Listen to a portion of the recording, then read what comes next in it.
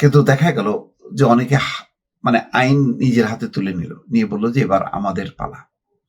এই যে এবার আমাদের পালা বলে ইচ্ছামতো তার রাজনৈতিক প্রতিপক্ষ, তার স্বার্থের কারণে, তার দখলবাজির জন্য, তার চাঁদাবাজির জন্য, তার সমস্ত রকমের 15 বছরে যা প্রতিহিংসার যে সমস্যাগুলো বাংলাদেশ ফেস করেছে, সেই সমস্যাগুলো নতুন করে নতুন আবরণে নতুনভাবে আবির্ভূত হলো এবং এটা দানবীয় আকারে।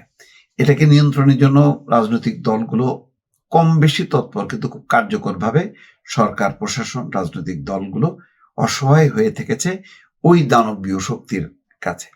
সেই কারণেই তারা টিআইবির পক্ষ থেকে একটা বিবৃতি দেওয়া হয়েছে, যেখানে বলা হচ্ছে মুখে সংস্কার অথচ কার্যত আধিপত্য, দখল এবং চাঁদাবাজির সংস্কৃতি অব্যাহত থাকায় গণতান্ত্রিক নতুন বাংলাদেশ প্রতিষ্ঠার গণ আকাঙ্ক্ষাকে রীতিমতো পদদলিত করা হচ্ছে।